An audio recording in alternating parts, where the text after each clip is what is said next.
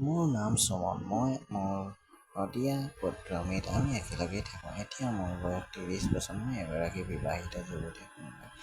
মোৰ ৰং একেবাৰে গোলাপী। মোৰ ওজন ঠিক ১৮ বছৰীয়া ছোৱালীৰ দৰে। বিয়া ৫ বছৰ। কিন্তু মোৰ এতিয়াও কোনো সন্তান নাই। মোৰ স্বামী বেলেগ চহৰলৈ বদলি হৈছিল আৰু মই আগতে মোৰ গাঁৱত থাকিছিলোঁ। মোৰ স্বামীয়ে প্ৰতি ২ মাহৰ মূৰে মূৰে ১০ দিন ঘৰলৈ আহিছিল। চহৰলৈ যোৱাটো তেওঁৰ বাধ্যবাধকতা আছিল। গতিকে মই আৰু মিত গাঁৱত অকলে থাকিলোঁ। এদিন ঘৰ চাফা কৰি থাকোঁতে, চাফ-চিকুণ কৰি থাকোঁতে মিতৰ কোঠালৈ গ'লোঁ। তাৰ পিছত গম পালোঁ যে তেওঁৰ কোঠাত মই বুজিব পৰা নাছিলোঁ তেওঁ হয়তো কলৈ গৈছিল।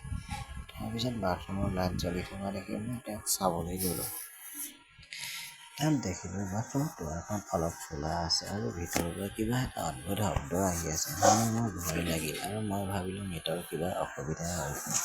ভয় খাই খৰধৰকৈ বাথৰুমলৈ দৌৰি আহিলোঁ। বাথৰুমৰ দুৱাৰখন খুলি ভিতৰলৈ চাবলৈ ধৰিলোঁ। ভিতৰৰ দৃশ্যটো দেখি মই থতমত খালোঁ। মিতে তাৰ গুপ্তাংগটো খুব আৰামত মালিচ কৰি আছিল আৰু জোৰেৰে চিঞৰি আছিল। তেওঁক দেখি মই দীঘলীয়াকৈ উশাহ এটা লৈছোঁ, যিটো শুনি মিতে ঘূৰি খঙেৰে ক'লে, "ইয়াত কি কৰি আছা?" তাৰ খঙাল মাতটো শুনি মই ভয় খাই একো নোকোৱাকৈ তাৰ পৰা পলাই আহিলোঁ। এই ঘটনাৰ ৩ ঘণ্টাৰ পিছত দুপৰীয়া আহাৰ প্ৰস্তুত কৰি থাকোঁতে মিতে মোক মাতি আছে। গতিকে মিতৰ ওচৰলৈ যাবলৈ বাধ্য হ'লোঁ। তেতিয়া মিতে সম্পূৰ্ণ স্বাভাৱিক আচৰণ কৰিলে। মোৰ ভাল লাগিল আৰু মই তেওঁৰ ওচৰলৈ যাবলৈ ধৰিলোঁ। মই তেওঁৰ লগত স্বাভাৱিকভাৱে কথা পাতিবলৈ ধৰিলোঁ। কিন্তু পিছদিনা মই একেটা দৃশ্যৰ কথা ভাবি আছিলোঁ। পিছদিনা ৰাতি শুই থাকোঁতে মোৰ বৰ দুখ লাগিছিল। মই নগৈ যেতিয়া মই মিতৰ কোঠালৈ গ'লোঁ, মোক তেল আনিবলৈ কয়। মই তেওঁক সুধিলোঁ, "তেলটো কি কৰিব বিচাৰে?" তেওঁ কয়, "মাত্ৰ মোক তেলটো আনি দে।" পিছদিনা মোৰ একো কৰিবলৈ মন যোৱা নাছিল। গতিকে মই ভাবিলোঁ যে মই মিতকে নিজৰ অলপ আভাস দেখুৱাওঁ, তেন্তে হয়তো কিবা এটা হ'ব পাৰোঁ। কাৰণ মিত মোৰ নিজৰ ল'ৰা নাছিল। গতিকে কাপোৰ সলাই হালধীয়া ৰঙৰ নাইট ছুট পিন্ধি তাৰ ওচৰৰ মিতৰ ৰুমলৈ গ'লোঁ।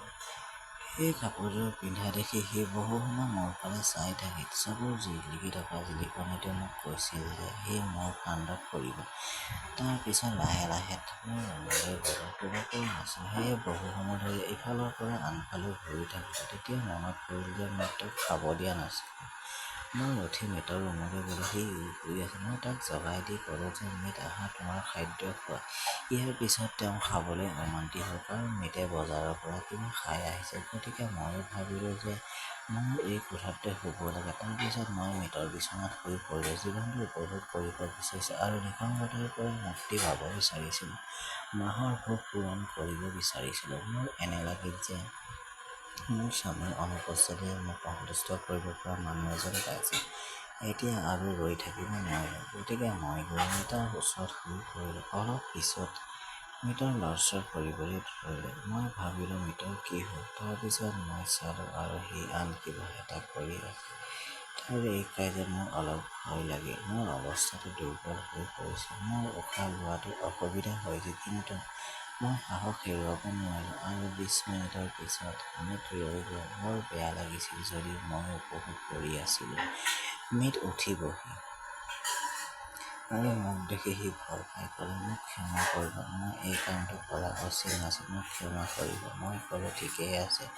ইয়াৰ পিছত এদিন মই বাথৰুমত গা ধুই থাকোঁতে তেওঁ মোৰ বুকুখনত চাই আছিল। গতিকে তেওঁ দেখিলোঁ মই তেওঁক একো কোৱা নাছিলোঁ। গা ধুই আহি থাকোঁতে তেওঁ হাতেৰে কিবা এটা কৰি আছে। মোক দেখিলেই মই ক'লোঁ, "মিত, ইয়ালৈ আহক।" লগতে মোৰ ওচৰলৈ আহি মই ক'লোঁ, "এই সকলোবোৰ কৰিবলৈ তোমাৰ কি প্ৰয়োজন?" ইয়াৰ পিছত তেওঁ মোক মাত্ৰ ঘোঁৰাত উঠিবলৈ লৈ গ'ল আৰু মোক বহুত কান্দিবলৈ বাধ্য কৰালে। মোৰ নিসংগতা আৰু অস্থিৰতা তেওঁ আঁতৰাই পেলালে। মিতে মোক অনুভৱ কৰিবলৈ নিদিলে যে মোৰ স্বামী ঘৰত নাই। এতিয়া মিত মোৰ লগত বন্ধুৰ দৰে থাকে আৰু মই জীৱনটো বহুত উপভোগ কৰি আছোঁ।